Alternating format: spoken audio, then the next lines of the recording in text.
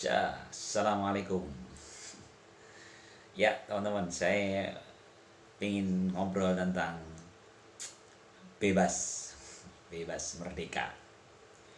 Ya, mumpung bulan November, kita kan ada tanggal 10 November Hari Pahlawan. Pahlawan itu memperjuangkan kemerdekaan. Apakah kebebasan itu? Apakah kemerdekaan itu? Ada dulu ada dua pandangan. Ada yang menganggap kemerdekaan itu berbeda dengan kebebasan. Katanya kalau kemerdekaan itu lebih terukur, lebih rapi. Kalau bebas itu bisa-bisa tanpa aturan. Ada satu film, tapi mohon maaf saya lupa judulnya. Film itu tentang seorang pegawai pajak dengan seorang pembuat roti, perempuan pembuat roti.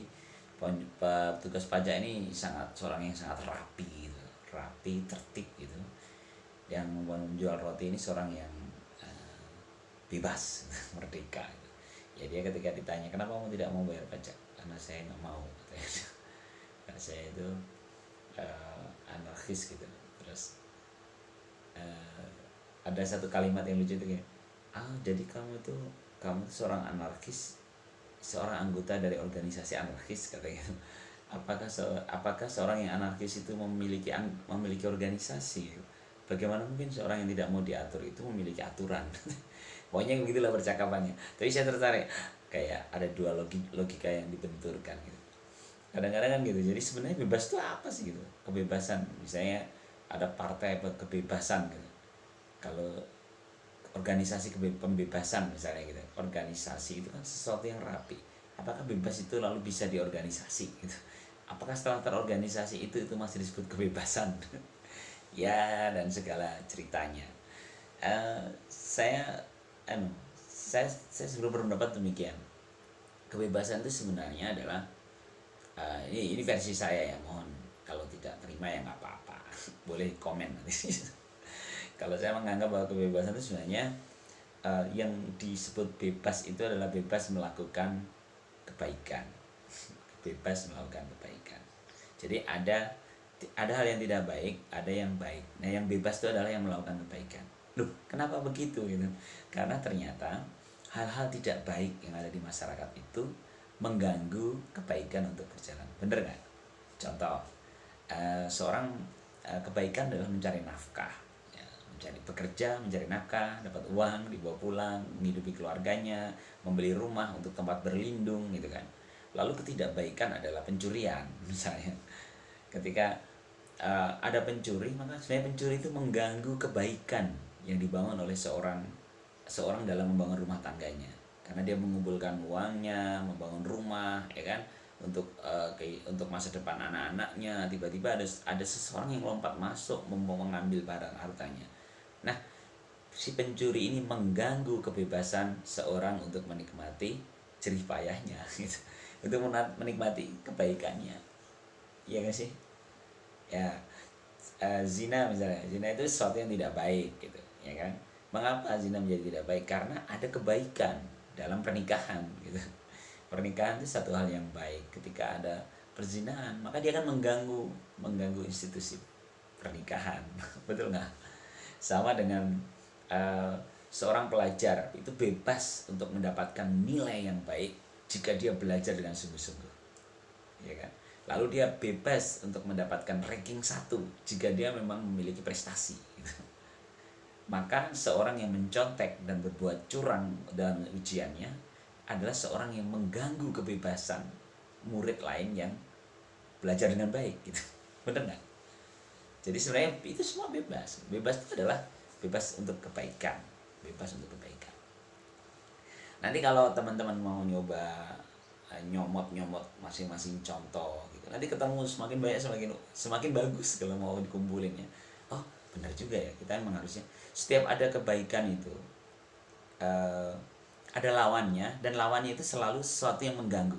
Dan kalau itu nggak ada, nggak apa-apa gitu loh. Bener gak sih? Kan kadang-kadang ada yang suka berdalih, ya hitam putih lah, dunia ini harus ada yang sama gitu. Tapi ternyata sesuatu yang tidak baik itu memang mengganggu gitu, memang mengganggu. Dan kita juga punya kecenderungan suka atas hal yang tidak baik itu. Tapi sebenarnya kalau kita mau fokus pada kebaikannya, maka sebenarnya yang tidak baik ini bisa kita tinggalkan. Tadi contoh curang tadi kan, kalau berpikirnya linear aja lempeng, sesuai aturan, saya harus bekerja keras gitu, maka saya akan mendapatkan hasil yang sepadan. Karenanya saya termasuk yang menerjemahkan larangan berjudi itu karena ada logika kebaikan yang dilanggar. Karena orang yang berjudi itu kan dia tidak cukup berusaha keras untuk mendapatkan hasil yang besar gitu. Dan biasanya dia mendapatkan hasil yang besar itu ada pihak lain yang dirugikan cukup besar gitu. Makanya judi ini menjadi larangan. Kalau saya nangkapnya itu, saya menerjemahkan judi dilarang ini karena dia ini melanggar logika usaha gitu. Orang berusaha, ya kamu berusaha keras enggak? Kalau enggak, karena itu saya sering berbeda pendapat dengan beberapa teman dan keluarga ketika ngomongin hadiah. Saya termasuk yang hadiah pun tidak terlalu menarik. Hadiah undian ya, hadiah undian. Hadiah undian atau hadiah undian lah ya. Kalau hadiah karena prestasi clear, karena kita punya kelebihan, kita dapat hadiah, ya wajar. Tapi kalau kita nggak ngelakuin apa-apa, karena kita membeli suatu produk atau kita terus diundi terus dapat, ya mungkin sah-sah saja gitu. Tapi sebenarnya ada yang dilanggar gitu. Kalau tiba-tiba kita sering mendapatkan itu, maka akhirnya ada moralitas kita yang terganggu. Tiba-tiba kita ngerasa nggak apa-apa, nggak usah berusaha, bisa kok gitu kan. Dan itu menurut saya berbahaya. Karena itulah saya dulu pernah, saya anak dari seorang guru ya, bapak dan ibu saya seorang guru, bahkan ibu saya ini guru saya SD kelas 1. Jadi saya memahami bahaya mencontek itu karena saya merasakan apa yang dirasakan ibu saya. Jadi ibu saya itu gini, kalau dia saya menangkap ya, walaupun ini tidak dalam kalimat verbal, kalimat yang utuh disampaikan ke saya, tapi saya menangkap dalam kehidupan sehari-hari saat dia mengajar maupun saat dia mengajari saya mengerjakan PR di rumah gitu ya. Ibu saya itu selalu begini, kamu itu jangan lari dari akibat yang sebabnya udah kamu buat. Saya masih ingat betul itu kalimat yang saya sendiri, tapi itu dari intisari dari nasihat ibu saya. Kamu jangan lari dari akibat yang sebabnya emang kamu sudah buat. Ini kan sportivitas. Kayak misalnya besok ujian, saya tidak belajar, maka ibu saya, loh kamu ngerasa belajar nggak? Kalau nggak belajar ya jangan berharap nilaimu bagus. Karena sebenarnya berharap nilainya bagus tanpa berusaha itulah pemicu mencontek. Dan dibalik oleh ibu saya, betapa marahnya seorang guru melihat anaknya mencontek, anak muridnya mencontek. Karena apa? Karena mencontek itu mengganggu cara baca. Jadi ujian itu adalah cara baca guru atas kinerja anak gitu ya.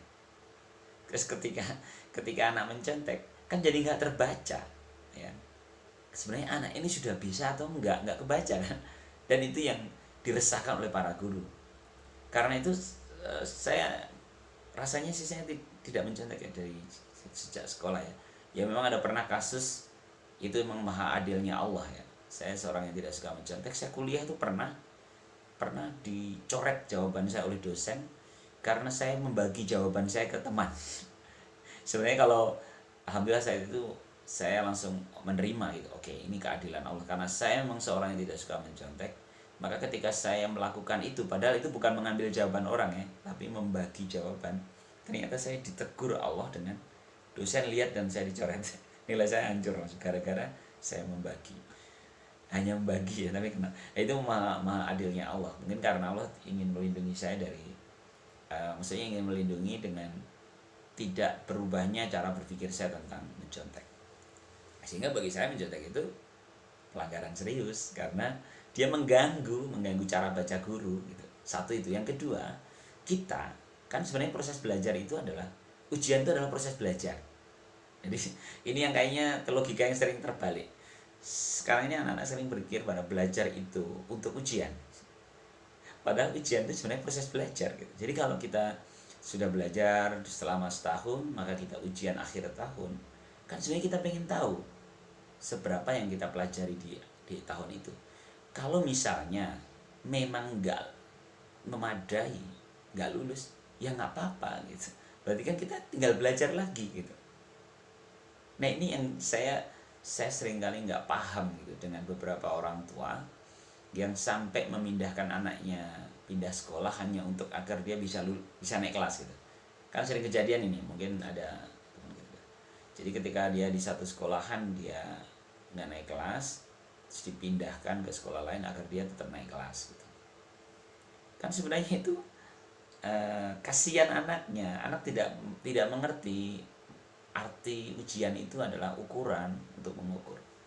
Karena itu saya termasuk memberikan apresiasi terhadap kedua orang tua saya. Di keluarga saya itu ada kakak yang pernah tidak naik kelas di SMA dan tetap di situ, ya tetap nggak naik kelas nggak apa-apa gitu. Dan keluarga tidak memberikan judge apa-apa, biasa aja nggak naik kelas itu biasa aja. Dan akhirnya kakak saya itu nggak ada masalah, bahkan kuliah malah menjadi guru sekarang. Jadi nggak ada masalah, jadi nggak naik kelas itu nggak masalah. Nah, ini kan yang sering kali kita kacau, cara berpikir kita itu kacau, berpikir bahwa belajar itu untuk ujian, padahal ujian itu adalah proses belajar gitu. Karena itu saya menggarisbawahi betul nasihat ibu saya tentang akibat tadi. Jadi, jangan lari dari akibat yang sebabnya udah kamu buat. Sportif. Jadi kalau kita melakukan kesalahan, ya sudah. Gitu. Ya, jadi apa itu kebebasan? Kembali ke kebebasan. Jadi kebebasan itu memang dia sesuatu yang atas kebaikan. Kebebasan itu adalah atas kebaikan. Khuriyatul insan, kebebasan manusia itu adalah hak dasar manusia. Nanti kalau mau dikembangkan, kita akan memahami mengapa demokrasi lebih diterima dibanding otoriter. Karena dalam demokrasi itu ada kebebasan, dan kebebasan itu sebenarnya tidak akan lalu saling mengganggu gitu. Tidak akan lalu saling mengganggu kalau strike ya. Kebebasan ini kebebasan sesuai dengan tadi kebebasan untuk berbuat baik. Contoh ketika kita menyeberang jalan tidak melalui jembatan penyeberangan, ya, kita tidak boleh bilang, oh saya bebas dong, saya penyeberang jalan, saya seberang jalan di mana aja dong. Sementara ada jembatan penyeberangan, kita nggak bisa ngomong bebas dong, itu nggak bisa. Karena apa? Karena ada kebebasan pengendara mobil untuk jalan di lalu itu dan tidak diganggu oleh penyeberang jalan, karena memang sudah disiapkan jembatan penyeberang jalan gitu. Sehingga ketika ada orang yang melanggar atas jembatan itu, dia mengganggu kebebasan pengendara. Begitu juga ini sering kejadian nih. Saya pernah marah gitu sama pengendara motor yang melewati trotoar. Nah, ini mungkin teman-teman ada yang ngalamin ya. Kita jalan di trotoar, ada motor lewat trotoar dan dia ngelakson kita. Gimana nggak sakit hati gitu. Kita punya hak atas trotoar itu untuk orang pejalan kaki. Lalu ada motor yang menyelonong, mengganggu, dia mengambil hak kita, ya, mengambil kebebasan kita untuk berjalan dengan nyaman, dan dia ngelakson mengganggu, seolah-olah minggir gitu. Kan yang punya hak siapa gitu? Ya nggak. Inilah ya, jadi kebebasan itu menurut saya kebebasan untuk berbuat baik.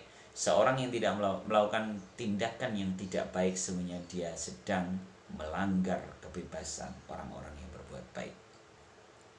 Bayangkan jika setiap kita berhati-hati atas kebebasan kita, kebebasan kebaikan kita itu, dan juga menjaga kebebasan orang lain untuk berbuat baik. Caranya gimana? Gampang sebenarnya, nggak usah ribet belajar aturan-aturan teman-teman. Sederhana, lakukan saja kebaikan. Apa itu kebaikan? Ya merem lah, tanya hati nurani. Kebaikan itu kelihatan sederhana. Berkata baik, membuang sampah pada tempatnya, tidak curang, sederhana, tidak berdusta. Tidak berdusta ini dengan segala turunannya. Nanti ada kayaknya nanti suatu saat saya mau cerita tentang dusta dan segala turunannya itu, karena saya sering terluka juga oleh dusta-dusta yang tiba-tiba dipaksakan untuk saya lakukan. Ya sementara itu dulu ya. Salam literasi. Assalamualaikum warahmatullahi wabarakatuh.